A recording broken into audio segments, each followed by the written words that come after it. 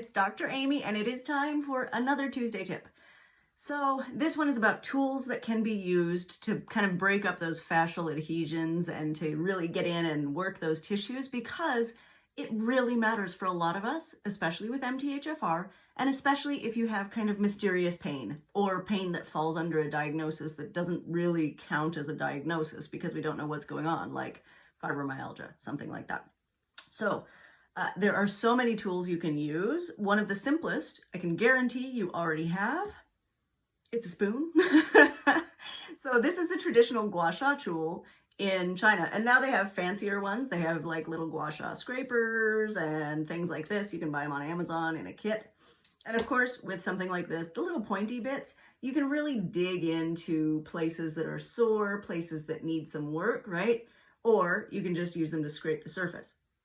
But spoons are also good for digging into places that are sore, right? So using a spoon and just sliding it along the skin like this actually does access that fascial layer underneath, right? And you don't need to use any oil. You don't need to use any like lotion or anything like that. The spoon will naturally slide across your skin, and it kind of pulls at that fascial layer and helps it to break apart a little bit, which is what we're looking for, right?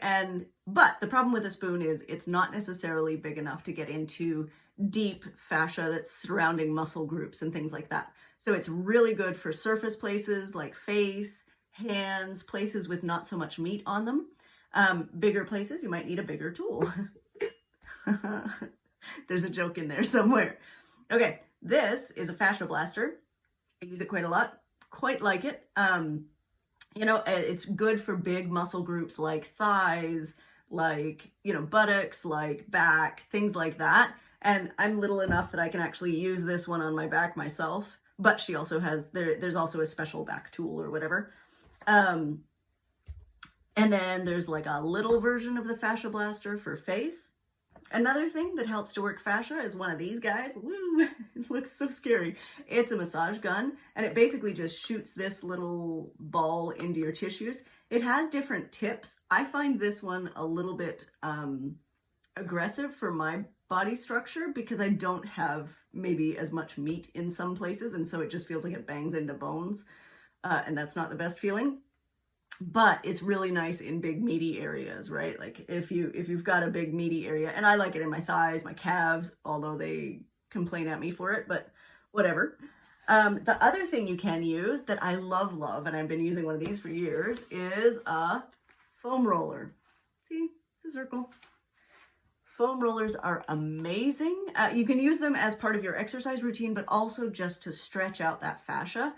Favorite place for foam rollers. I used to be a runner, and the sides of my thighs, like those iliotibial bands, would get really tight and sore, and it would pull on my hips, pull on my knees. And so really rolling, like putting your body weight on that side and rolling that side of your thigh hurts so bad, but but does amazing things for your body, right? So foam rollers, any of these fascia tools, spoon, right? Get in there and start breaking up places that are sore. Usually, if it hurts kind of in a good way, that you're in the right place, right? If it hurts in a bad way, talk to somebody, right? A physical therapist, a doctor, somebody who can help you to figure out why it hurts in a bad way, because we don't want that, right? So get out there, break up some fascia. Your body will thank you. Your pain level will thank you. Okay, Tuesday tip. Bye, guys.